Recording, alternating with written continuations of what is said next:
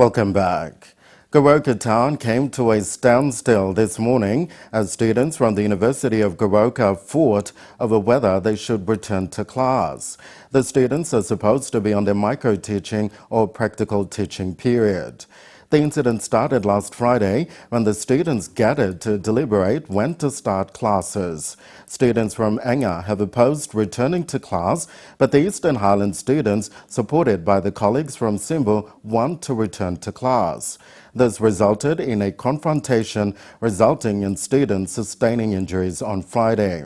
The conflict flared up again this morning, with Eastern Highlands and Simbu students taking a stance against those from the Upper Highlands provinces. Police struggled to contain the situation as they were outnumbered. More than 50 students have been rushed to the hospital. It has also disrupted hospital operations, forcing doctors to send patients home so they could concentrate on UOG students. Various projects in West New Britain province, which have been funded by the Japanese government, had its ambassador, Morio Matsumoto, pay a visit to which infrastructure developments taking place. Upon his arrival, he was met by senior government representatives. Dr. Stindry reports from Kimber. West New Britain province has been a lucky recipient to a number of Japanese-funded projects.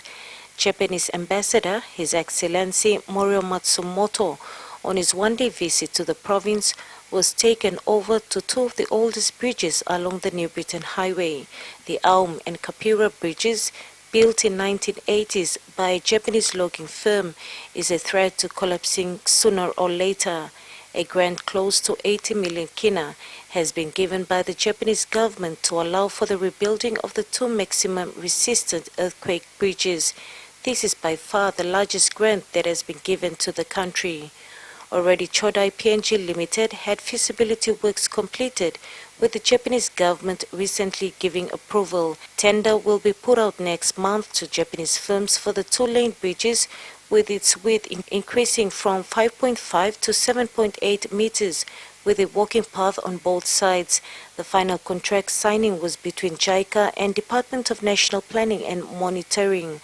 Other projects funded by the Japanese government is the Kimbertown Fish Market, costing over 200,000 kina, and Hela Primary School's 4-in-1 double classroom, costing another 200,000 kina, in which the ambassador was guest of honor and officially cut the ribbon to open the classroom to use. Dr. Stindry, NBC National News, Kimber.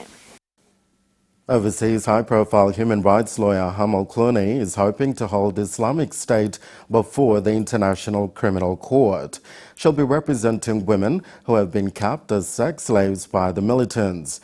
The women's plight has also been documented by a man determined to see justice done. Just one story of thousands from Yazidis from Iraq's north, taken by Islamic State militants. We escaped with the children. It was difficult. Despite fearing Islamic State militant backlash, this woman tells her tale at a camp for displaced Yazidis, one of Iraq's oldest minorities. This group is considered to be heretical by IS because their faith incorporates Christianity, Zoroastrianism and Islam. We were stopped at a checkpoint there and they arrested us. Islamic State militants took control of territory that was home to Yazidi communities almost 2 years ago, displacing about 400,000 people.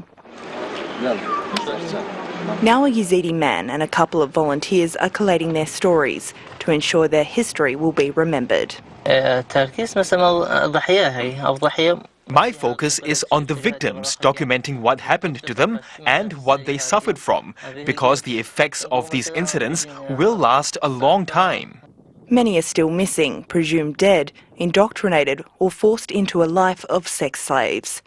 Those who have fled IS clutches are helping to provide details of those left behind. We are identifying their age, whether they are kids or adults, and we have missing persons files, which also include the details from the day they went missing. Then we have those who are in captivity. This 28-year-old has created a database of more than 2,000 victims, and he's not done.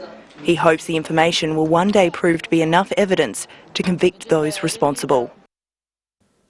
Donald Trump has reiterated his call for a temporary ban on Muslims entering the United States in the wake of the Orlando massacre, but said it could be lifted once they were properly screened. Gunman Omar Martin, a New York-born Florida resident and U.S. citizen who was the son of Afghan immigrants, was shot and killed by police early Sunday morning after a 3-hour siege in which 49 people were killed. The victims, who have all been identified by the city of Orlando, were enjoying a night out at a gay club, Pulse. The FBI and other agencies said investigators were poring over evidence inside the nightclub and in the closed-off streets around the scene of the deadliest mass shooting in modern U.S. history. The deadliest attack on US soil in 15 years has Americans on edge, and the President could offer little comfort. As far as we can tell right now, this is certainly an example of the kind of homegrown extremism that all of us have been so concerned about for a very long time. The tragedy is intensifying an already vitriolic presidential race between Hillary Clinton and Donald Trump. I refuse to be politically correct.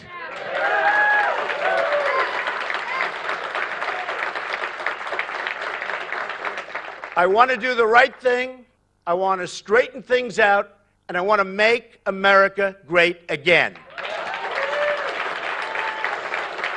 The days of deadly ignorance will end, and they will end soon if I'm elected. Mr. Trump used the tragedy to justify his controversial policies, including doubling down on his call for a temporary ban on Muslims entering the United States. He targeted the ethnicity of the perpetrator of the Pulse nightclub attack, Omar Martin, even though he was born in New York.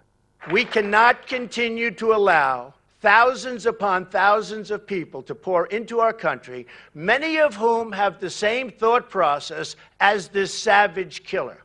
Democratic rival Hillary Clinton took a more measured tone in Cleveland. The Orlando terrorist may be dead, but the virus that poisoned his mind remains very much alive.